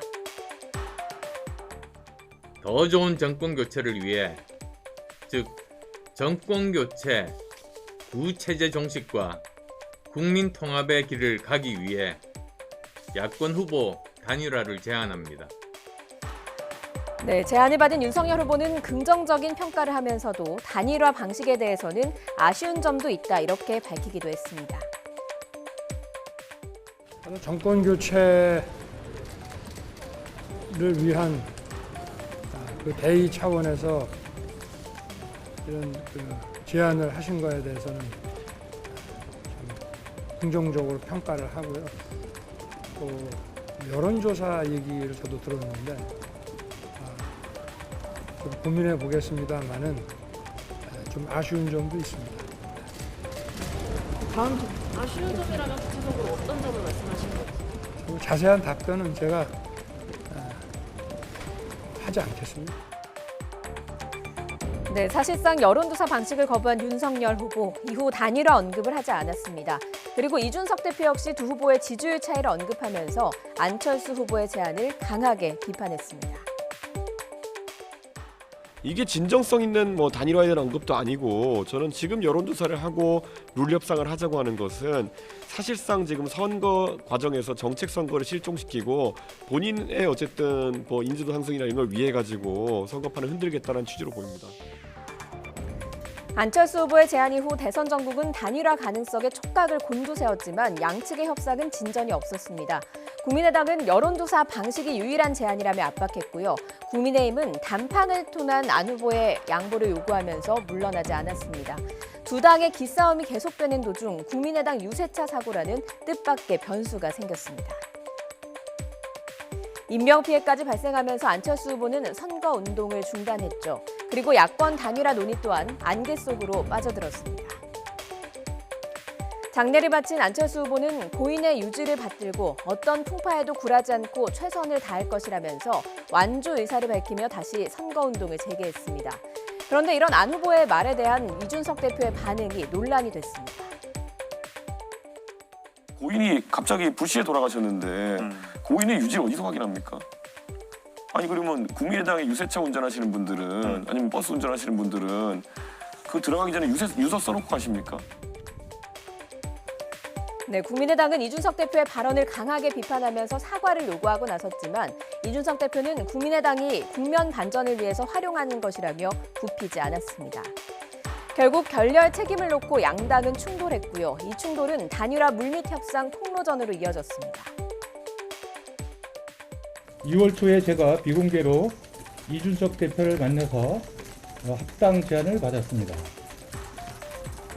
취지는 안철수 후보께서 깔끔하게 사퇴하고 이를 전제로 합당하면 선거 후에 국민의당의 의사를 대변하고 반영할 수 있는 특례 조항을 만들어서 최고위원회 도강특위 공천심사위의 참여를 보장하겠다. 이런 제안을 했습니다. 정치적 불이익은 전혀 없을 것이니 안심하고, 안철수 대표와 그리고 그 정치를 같이 하는 분들의 정치적 위상을 보장하기 위한 고민은 당 차원에서 꾸준히 할 것이라는 이야기가 공개된 것입니다. 폭로전으로 치닫고 있는 양당의 갈등에 안철수 후보는 오늘 이미 단일화 결렬을 선언했다며 여지를 남겼다는 해석을 차단했습니다. 국민의힘 내부에선 사감이나 사익은 뒤로하고 대의를 앞세워야 한다며 자중의 목소리도 나오고 있습니다.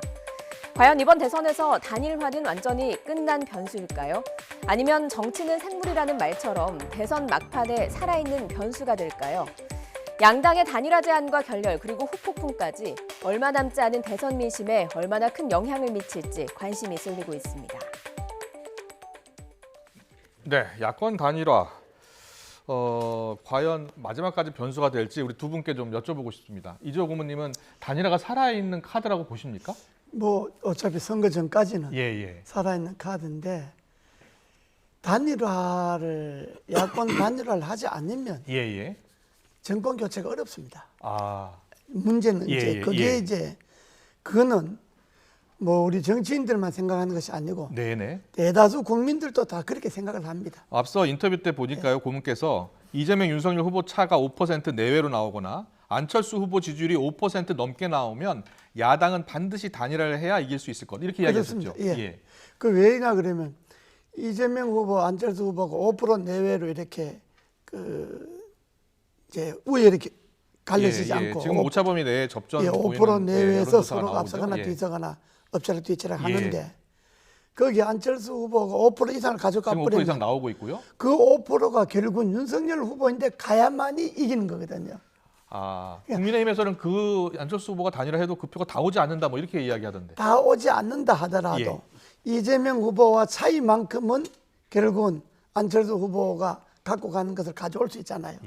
그러니까 안철수 후보가 들어간다고 그래서 뭐 그 안철수 후보 지지표가 전부 다 윤석열 후보로 오는 건 아니지만은 안철수 후보 표가 이재명 후보나 윤석열 후보 쪽으로 갈라진다 하더라도 윤석열 후보 쪽으로 가는 표가 좀 많다 이거죠. 그게 왜냐 그러면 안철수 후보를 지지하는 사람들도 정권 교체를 다 바라는 거니까. 그렇군요. 그러니까 윤석열 후보 쪽으로 가는 게 좀 표가 많으니까 결국은 이재명 후보와 윤석열 후보가 5% 내에서 엎치락 뒤치락 하거나 안철수 후보가 5% 이상 올라가면 단일화를 안 하면 야당은 승리하기가 어렵다고 봐야 되죠. 근데 지금 야권 후보 단일화 이 결렬을 놓고서 지금 책임 공방 벌이고 있잖아요.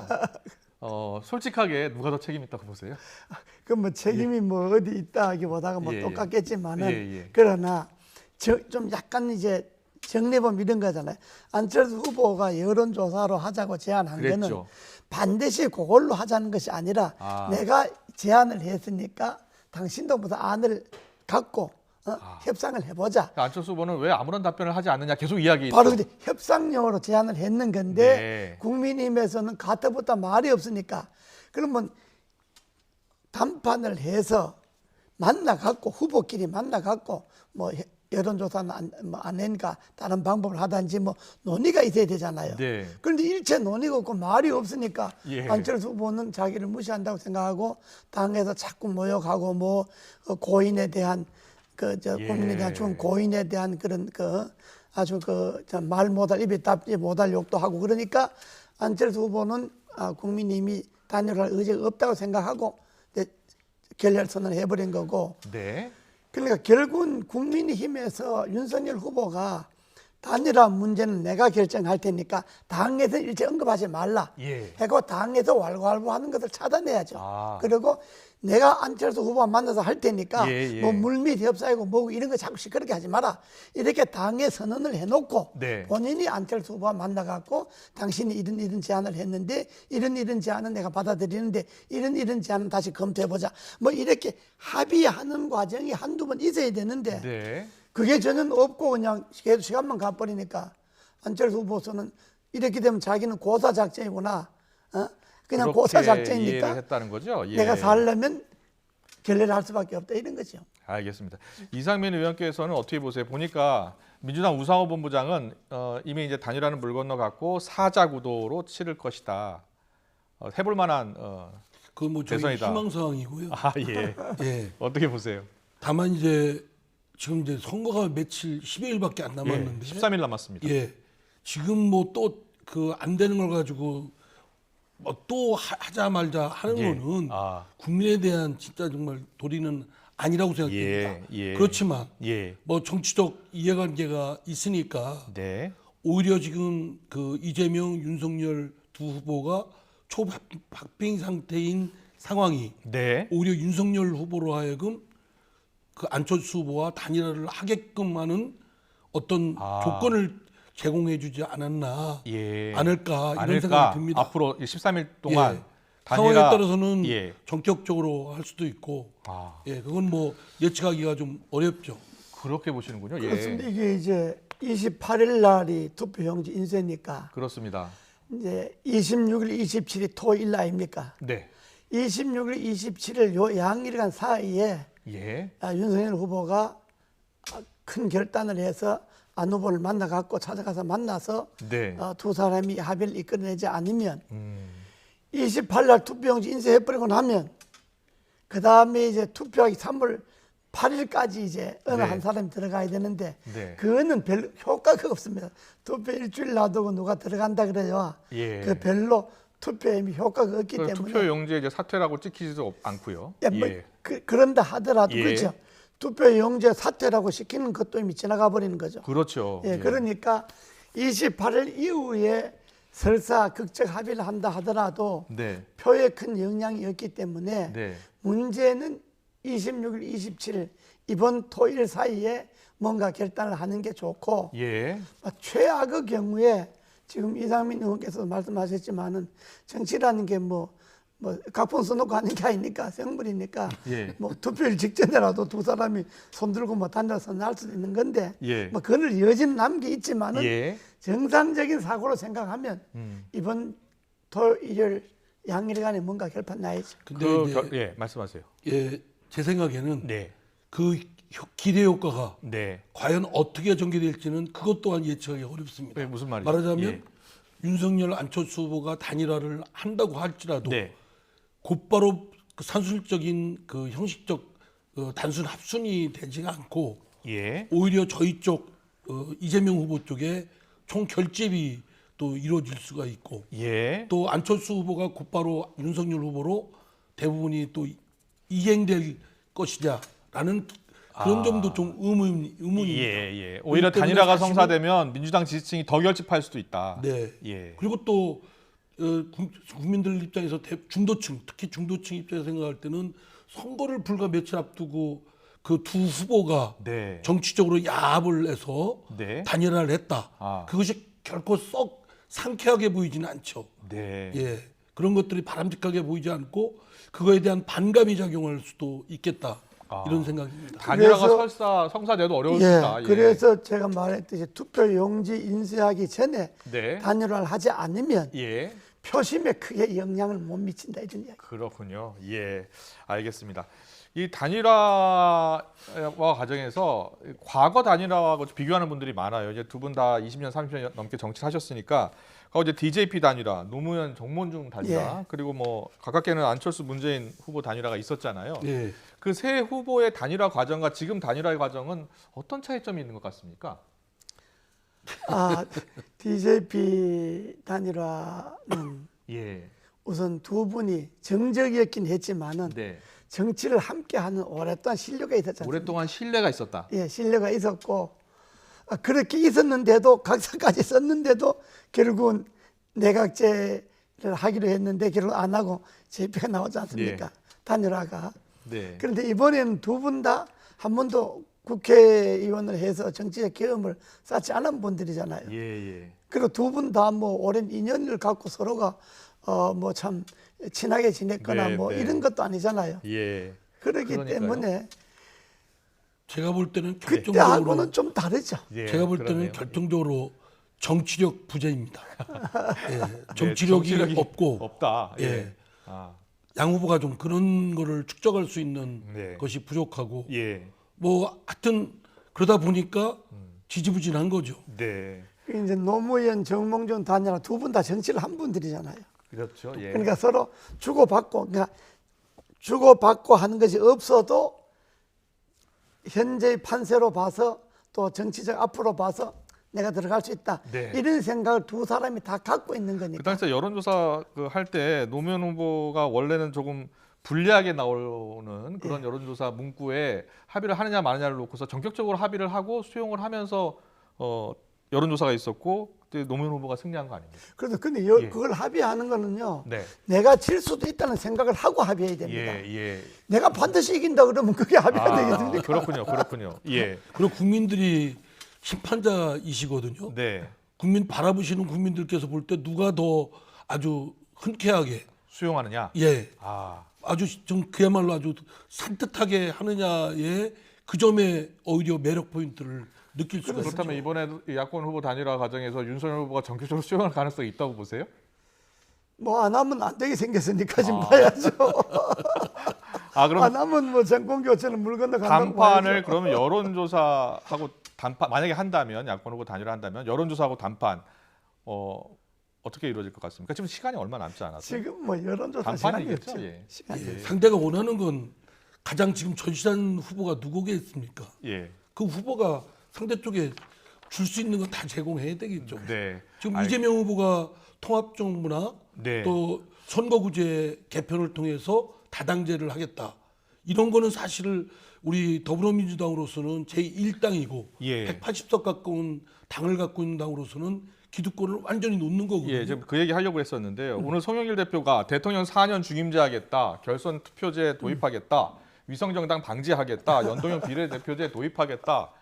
정치개혁안을 내놨습니다. 근데 대선이 이제 13일 앞두고 내놨잖아요. 그래서 너무 예. 정치적으로 좀 속보이는 것 아니냐 이런 지적도 있어요. 그러니까 다소 아쉬움은 네. 좀 일찍하지. 예. 좀 그리고 계속 진득하게 좀 추진하고 지난번 준연동형 비례대표제를 할 때 위성정당 국민의힘 쪽에서 세운다 하더라도 우리는 꿋꿋하게 그 원래 취지대로 위성정당 하지 말고 나갔으면 신뢰가 구축이 됐을 텐데 네. 거기서부터 이제 흐트러지니까 신뢰를 못 얻으니까 이제 그런 말들이 별로 이제 울림이 적을 수밖에 없는데 네. 그러나 그 내용 자체는 저는 바람직하다고 봅니다. 근데 이게 선거 끝나고 뭐 어떻게 될지 모르겠습니다만 선거 끝나고 이게 추진이 돼야 되는데 이게 또 선거 끝나고 되겠습니까? 지금 그 어떻게 보세요? 민주당 송 대표에게 제안은 두 가지 문제가 있습니다. 네. 제일 큰 문제는 민주당이 지금 무슨 이야기를 해도 저는 선거용이다.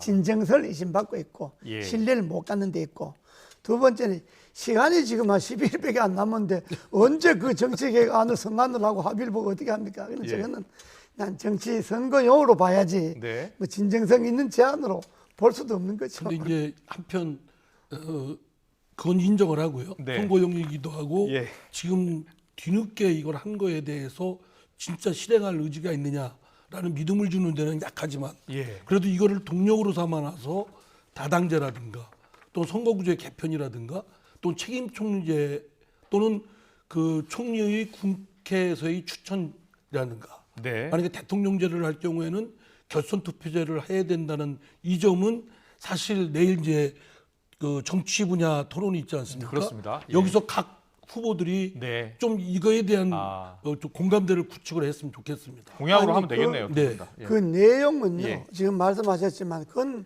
현재 정치 계획 방향에 있어서는 바람직한 겁니다. 예. 예. 양당제 폐해서보다 다당제로 나가서 네.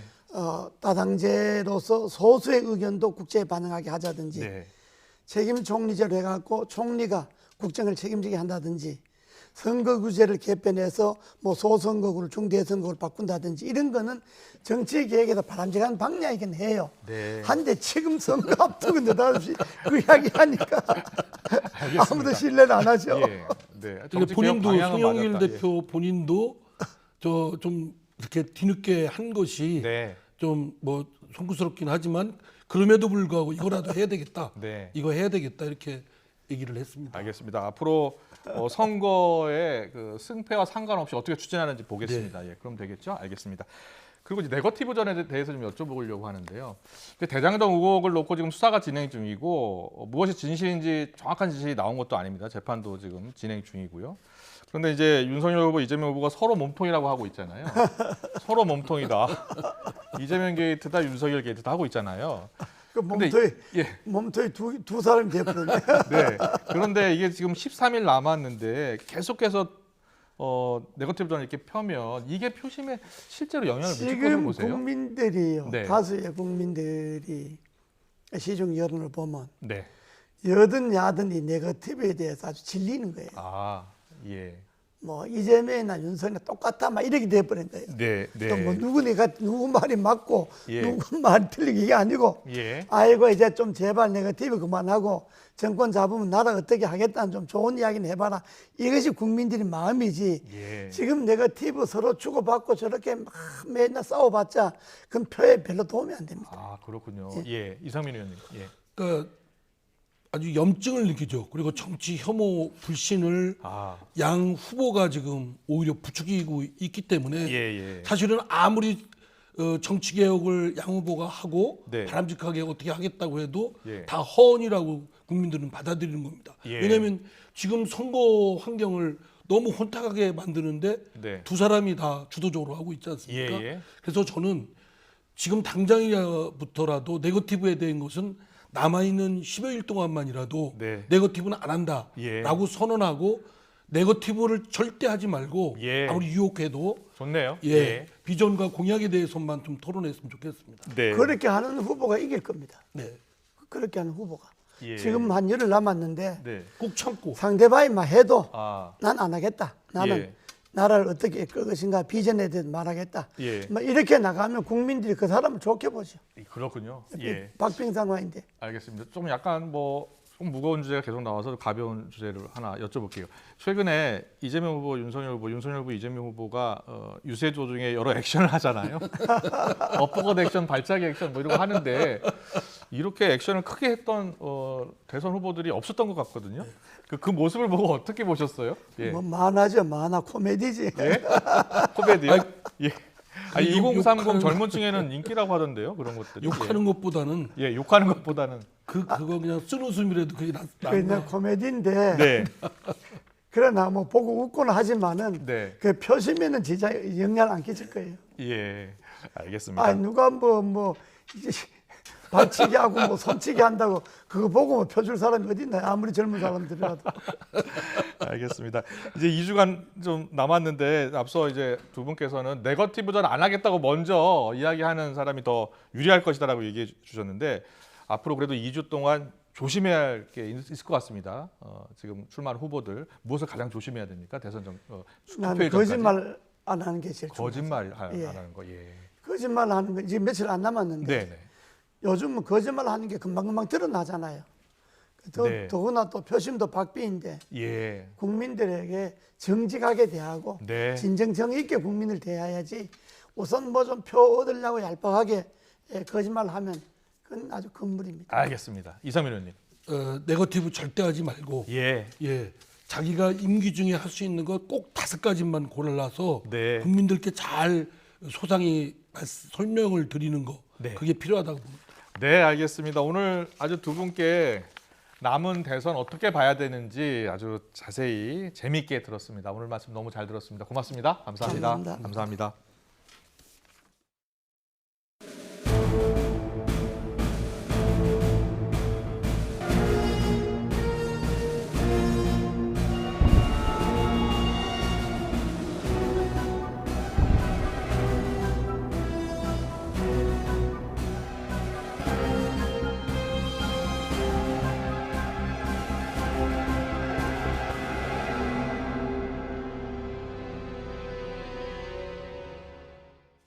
네, 러시아의 우크라이나 군사작전 소식 뉴스특보로 다시 또 전해드리겠습니다. 푸틴 러시아 대통령 오늘 군사작전을 명령했는데요. 이렇게 푸틴 대통령이 우크라이나에 집착하는 이유가 있습니다. 나토의 동진을 막기 위해서다라는 이유인데요. 이런 표면적인 이유 외에 또 다른 배경이 있다고 합니다. 오선열 기자의 보도입니다. 지난해 11월 푸틴 러시아 대통령은 서방의 강한 반발에도 불구하고 크림반도를 찾아갔습니다. 우크라이나 영토였지만 2014년 러시아가 무력으로 병합한 곳입니다. Наша страна вновь обрела историческое единство. Эту живую, неразрывную связь особенно остро чувствуешь, конечно же, здесь, в Севастополе, в Крыму. 푸틴의 우크라이나 사랑은 나토의 동진을 막는 전략적 효용만으로는 다 설명하기 어렵습니다. 러시아인, 우크라이나인, 벨라루스인은 모두 유럽에서 가장 큰 국가였던 고대 루스의 후손이다. 우크라이나는 역사적으로 러시아의 땅이다라고 푸틴은 강조해왔습니다. 푸틴이 말한 고대 루스는 키예프 공국으로 키예프는 지금 우크라이나의 수도입니다. 게다가 우크라이나는 불과 30여 년 전까지 옛 소련 소속으로 산업 중심지이자 유럽의 빵 공장으로 불리는 곡창이기도 합니다. 러시아 혁명의 주역 트로츠키와 흐루쇼프 전 소련 공산당 서기장도 우크라이나 출신입니다. 제국 부활을 꿈꾸는 21세기 차르 푸틴에게 우크라이나는 역사적 실리적으로 수복 1순위인 것입니다. 1997년 미국에 저명한 국제전략가 브레진스키는 우크라이나 없이 러시아는 제국이 될 수 없다고 말했습니다. 푸틴은 2014년 크림반도를 손에 넣은 데 이어 접경지대인 우크라이나 돈바스 지역에서 칠러 반군을 지원해왔습니다. Ведь на Украине очень много, миллионы людей, которые хотят восстановления отношений с Россией. Я уверен, это миллионы людей. 그러나 푸틴의 자신감과 달리 우크라이나의 국민들은 2014년 친러 정권을 붕괴시켰고 나토 가입 찬성 여론은 54에서 64%에 이릅니다.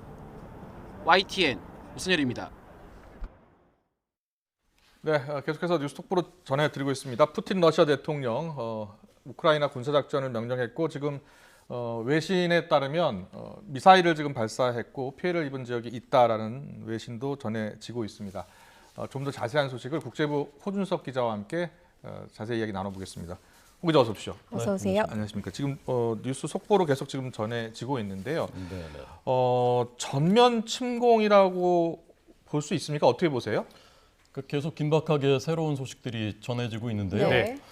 우선 러시아가 민간인들은 겨냥하지 않았다라고 했는데 조금 전에 우크라이나 내무부가 9명이 사망하고 8명이 다쳤다라고 발표했습니다. 이게 민간인인지 아니면 군인인지는 아직 정확히 전해지지 않았습니다. 그런데 이 공격을 한 곳들이 군사시설들, 군사령부, 그다음에 여러 도시들을 동시다발적으로 미사일 공격을 했단 말입니다. 지금 그래프 나오고 있는데요. 지금 러시아군이 저렇게 압박하면서 공격을 하고 있다라고 저게 지금 외신 보도죠?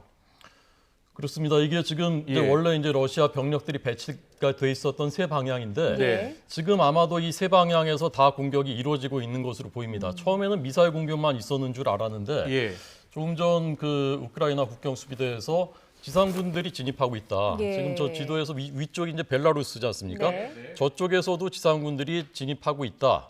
그다음에 크림반도 아래쪽 남쪽에서도 탱크를 앞세워서 러시아 지상군이 진입하고 있다.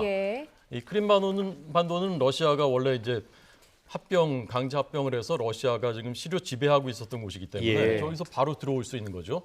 그래서 지상군들이 진입하고 있다는 것은 러시아는 공식적으로는 확인하고 있지 않습니다만은 우크라이나 국경 수비대가 이렇게 밝힌 것으로 봤을 때 사실의 가능성이 높아지는 게 아닌가 하는 상황이고 그다음에 이제 미사일 공격은 수도를 직접 겨냥했지 않습니까? 키예프를 쐈단 말입니다. 다른 도시들도 쐈고 또 이 서방 국가들이 대사관을 옮겼거든요. 우크라이나 위험하니까. 그 도시, 리비우라는 도시에도 미사일 공격을 한 것으로 전해지고 있습니다. 그래서 이제 사상자가 나오기 시작했고요. 상황이 좀 좋지 않습니다. 사실상 전면전을 개시했다라고 볼 수 있는 정황들이 나오고 있네요. 네, 이 전면전 개념이 뭔지 이제 서로 맞부딪히고 이쪽도 대응을 하고 이렇게 되면 이제 전면전인데 지금은 어쨌건 침공과 침략이 시작됐다라는 것은 이제 명확한 사실이고요. 수도를 직접 공격을 했으니까. 이제 지상군이 진입했다면은 그 전면전이 벌어질 가능성도 배제할 수 없는 상황이 됐다 이렇게 볼 수 있겠습니다. 처음에는 사실 오늘 오전에 우리 시간으로 오전에 푸틴 대통령이 군사작전을 선포한다라고 하면서 우크라이나의 영토를 우리가 점령할 계획은 없다라고 했거든요. 그래서 아마 돈바스에서 하나보다 왜냐하면 러시아가 돈바스는 이제 우크라이나 땅이 아니라고 주장하고 있으니까 그런가 보다 했는데 그게 아니라 바로 얼마 지나지 않아서 미사일이 곳곳으로 우크라이나로 날아왔고 지상군이 진입하고 있는 것 같다. 이런 보도들이 나오고 있는 상황입니다. 푸틴 러시아 대통령이 최근까지만 해도 전쟁을 원치 않는다라는 말을 했었고요. 그리고 돈바스 지역에 러시아군을 보내는 것은 평화 유지를 위해서다라고 이야기했는데 실제로 지금 거의 전쟁 수준으로 피해를 입고 사망자까지 나오고 있는 건 아닙니까? 그러면 도대체 푸틴 대통령 어디까지 지금 가려는 걸까요?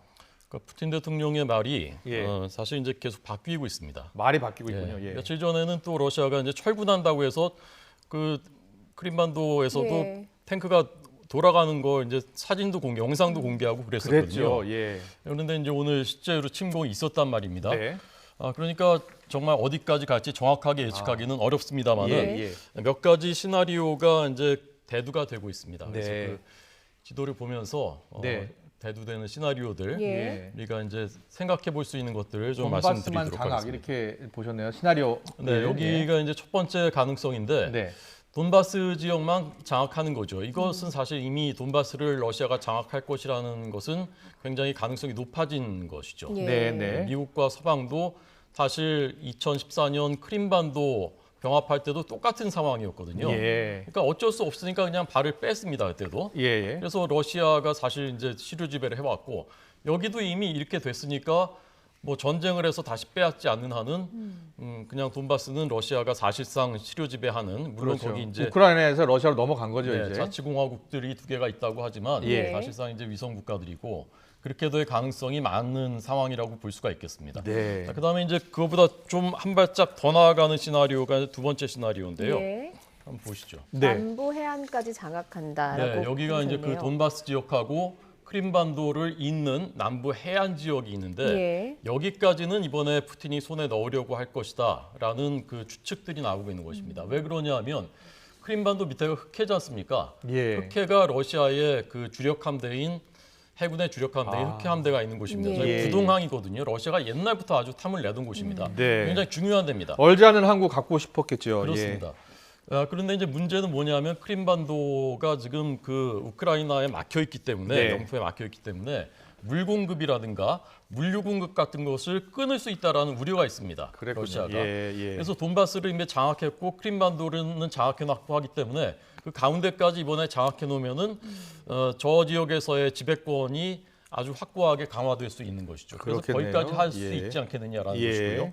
자, 그다음 시나리오가 있습니다. 네, 세 번째 시나리오 보겠습니다. 이제 한 발 더 나가는 거죠. 이게 아. 지금 그 드네프리 강이 있지 않습니까? 예, 저게 예. 우크라이나를 남북으로 가로지르는 강입니다. 그래서 수도 키예프도 저 그 유역에 있고. 그렇네요. 네, 그래서 그 드니프로라고 표시되어 있는 저 도시, 저게 네. 이제 드네프르 강 쪽에서 제일 큰 도시인데 저기까지 점령을 해서 아예 동쪽은 다 러시아가 이번에 예. 그러니까 동서 분단돼 버리는 거죠. 그렇네요. 우크라이나가 그렇게 할 가능성이 있지 않느냐.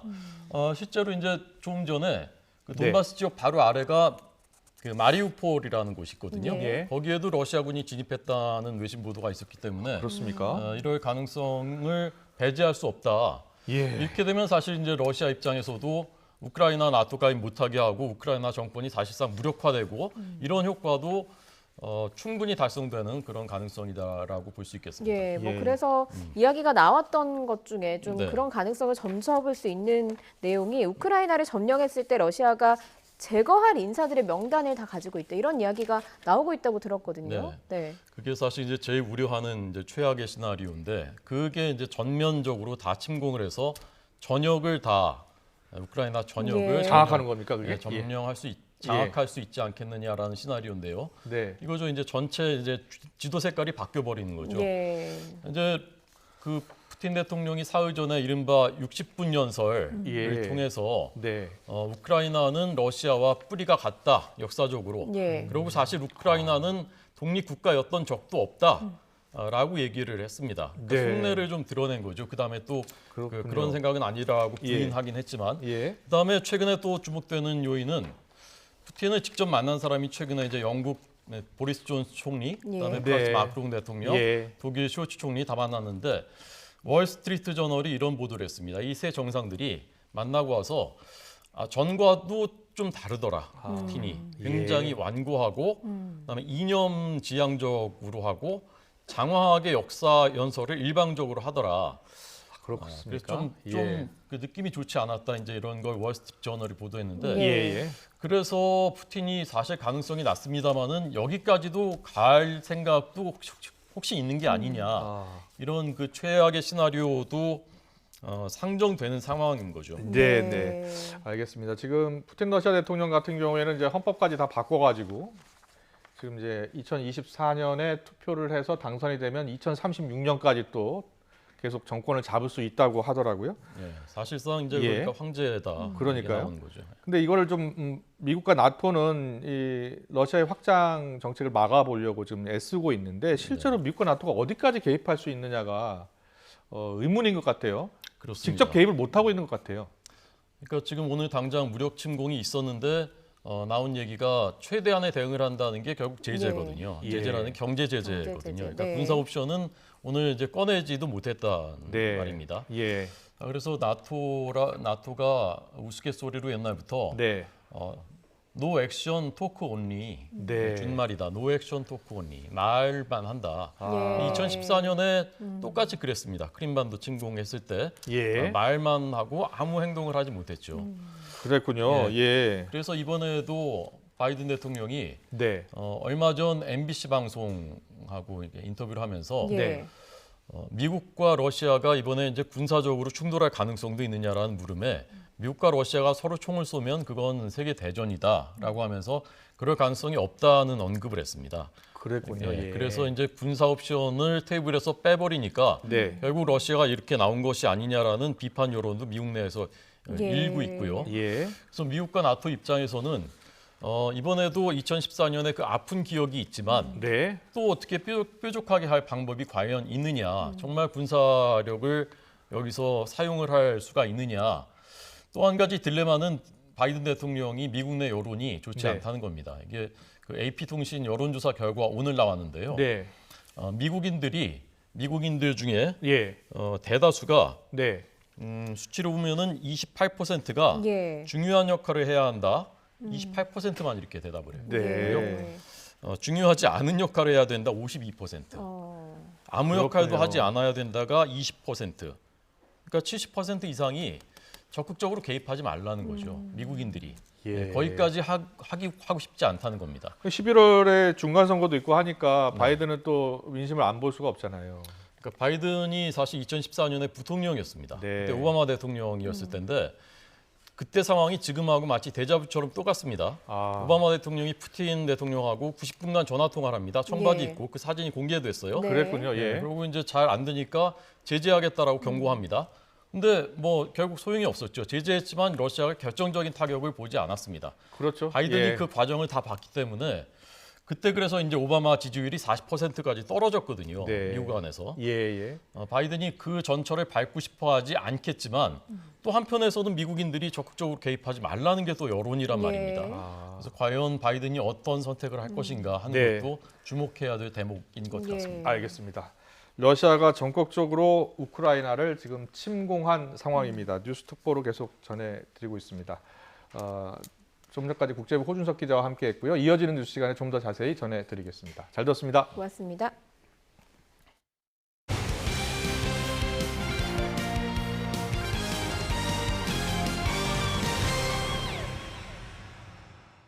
배구를 포함한 겨울철 실내 스포츠가 코로나19 확산으로 리그 일시 중단에 이어서 무관중 경기를 치르면서 고전하고 있습니다.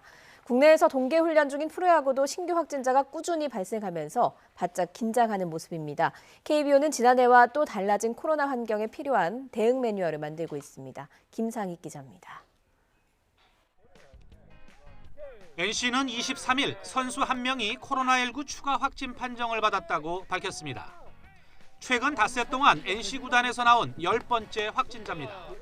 다른 구단들은 이제 캠프로 해가지고 이렇게 하고 있는데요.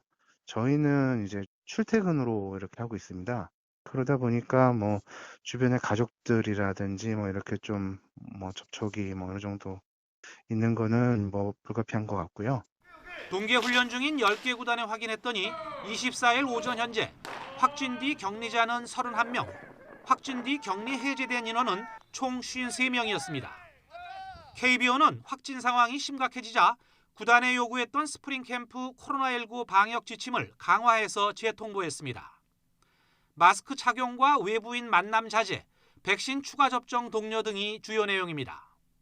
KBO는 지난해와 상황이 달라진 만큼 확진자 발생 시 경기 운영과 PCR 검사의 원활한 진행 같은 문제를 해결하기 위한 매뉴얼 제작에 박차를 가하고 있습니다. 시범 경기 전에 배포를 하고 발표를 해서 시범 경기 때부터 적용을 해봐야 되는 게 맞는데요. 상황이 너무 계속 바뀌고 있어서 좀 쉽진 않습니다. 이 작업이 지금. 구단 간 접촉이 본격화하는 다음 달 시범 경기를 통한 집단 감염 가능성도 우려되는 부분입니다. 만에 하나 이 기간 감염이 폭발할 경우 예정대로 4월 2일 정규 시즌의 문은 열리지 않을 수도 있습니다. 밀접 접촉자 지정이 안 되는 걸 감안하면 아주 어려운 상황은 안 발생되기를 기대를 하고 있습니다. 지난해 방역수칙 위반 술자리로 리그 중단 등 한 차례 홍역을 치른 프로야구가 또 한 번 피할 수 없는 시험대에 올랐습니다. YTN 김사익입니다. 프로야구 한화구단이 왓챠 오리지널 다큐멘터리 한화이글스 클럽하우스의 온라인 동영상 스트리밍 서비스를 앞두고 티저 예고편을 먼저 공개했습니다. 한화이글스 클럽하우스는 지난해 리빌딩 첫 해를 보낸 프로야구단 한화이글스 프론트와 선두단의 변화, 성장 스토리를 담은 다큐멘터리입니다. 실제로 2년 연속 꼴찌에 머문 한화이글스의 지난해 총 144경기를 모두 기록했으며 풍성한 인터뷰를 통해서 다양한 시즌 비하인드 스토리를 들려줄 예정입니다.